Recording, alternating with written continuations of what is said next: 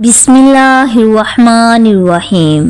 مدینے کا بازار تھا۔ گرمی کی شدت اتنی زیادہ تھی کہ لوگ نڈھال ہو رہے تھے۔ ایک تاجر اپنے ساتھ ایک غلام کو لیے پریشان کھڑا تھا۔ غلام جو ابھی بچہ ہی تھا وہ بھی دھوپ میں کھڑا پسینہ پسینہ ہو رہا تھا۔ تاجر کا سارا مال اچھے داموں بک گیا تھا، بس یہ غلام ہی باقی تھا جسے خریدنے میں کوئی بھی دلچسپی نہیں دکھا رہا تھا۔ تاجر سوچ رہا تھا کہ اس غلام کو خرید کر شاید اس نے گھاٹے کا سودا کیا ہے۔ اس نے تو سوچا تھا کہ اچھا منافع ملے گا، لیکن یہاں تو اصل لاگت کا ملنا بھی دشوار ہو رہا تھا۔ اس نے سوچ لیا تھا کہ اب اگر یہ غلام صرف قیمت خرید پر بھی بکا تو وہ اسے فوراً بیچ دے گا۔ مدینے کی ایک لڑکی کی اس غلام پر نظر پڑی تو اس نے تاجر سے پوچھا کہ یہ غلام کتنے کا بیچو گے؟ تاجر نے کہا کہ میں نے اسے اتنے میں لیا ہے اور اتنے کا ہی دے دوں گا۔ اس لڑکی نے غلام پر ترس کھاتے ہوئے اسے خرید لیا۔ تاجر نے بھی خدا کا شکر ادا کیا اور واپسی کی راہ لی۔ مکے سے ابو حذیفہ مدینہ آئے تو انہیں بھی اس لڑکی کا قصہ معلوم ہوا۔ لڑکی کی رحم دلی سے متاثر ہو کر انہوں نے اس کے لیے نکاح کا پیغام بھیجا جو قبول کر لیا گیا۔ یوں واپسی پر وہ لڑکی جس کا نام سبیتا بنت یعار تھا ان کی بیوی بن کر ان کے ہمراہ تھی، اور وہ غلام بھی مالکن کے ساتھ مکہ پہنچ گیا۔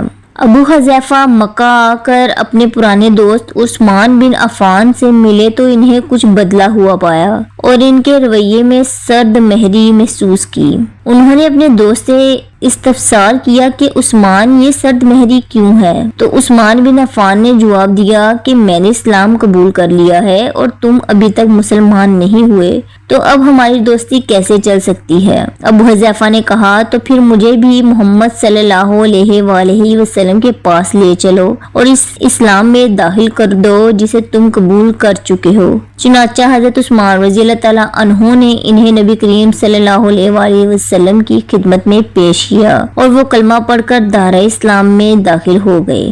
گھر آ کر انہوں نے اپنی بیوی اور غلام کو اپنے مسلمان ہونے کا بتایا تو ان دونوں نے بھی کلمہ پڑھ لیا۔ حضرت ابو حذیفہ رضی اللہ تعالیٰ عنہ نے اس غلام سے کہا کہ چونکہ تم بھی مسلمان ہو گئے ہو اس لیے میں اب تمہیں غلام نہیں رکھ سکتا، لہٰذا میری طرف سے اب تم آزاد ہو۔ غلام نے کہا آقا میرا اب اس دنیا میں آپ دونوں کے سوا کوئی نہیں ہے، آپ نے مجھے آزاد کر دیا تو میں کہاں جاؤں گا؟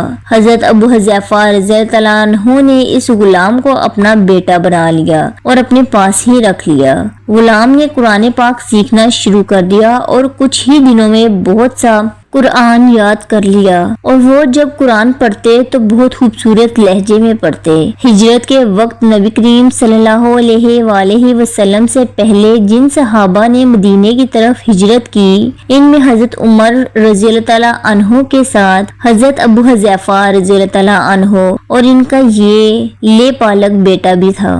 مدینہ پہنچ کر جب نماز کے لیے امام مقرر کرنے کا وقت آیا تو اس غلام کی خوبصورت تلاوت اور سب سے زیادہ قرآن حفظ ہونے کی وجہ سے انہیں امام چن لیا گیا، اور ان کی امامت میں حضرت عمر رضی اللہ تعالیٰ عنہ جیسے جلیل القدر صحابی بھی نماز ادا کرتے تھے۔ مدینے کے یہودیوں نے جب انہیں امامت کرواتے ہوئے دیکھا تو حیران ہو گئے کہ یہ وہی غلام ہے جسے کوئی خریدنے کے لیے تیار نہ تھا۔ آج دیکھو کتنی عزت ملی کہ مسلمانوں کا امام بنا ہوا ہے۔ اللہ پاک نے انہیں خوشگلو اس قدر بنایا تھا کہ جب آیات قرآن تلاوت فرماتے تو لوگوں پر ایک محویت طاری ہو جاتی اور راہ گیر ٹھٹک کر سنتے۔ ایک دفعہ حضرت ام المومنین حضرت عائشہ صدیقہ رضی اللہ تعالیٰ عنہ کو رسول اللہ صلی اللہ علیہ وآلہ وسلم کے پاس حاضر ہونے میں دیر ہوئی۔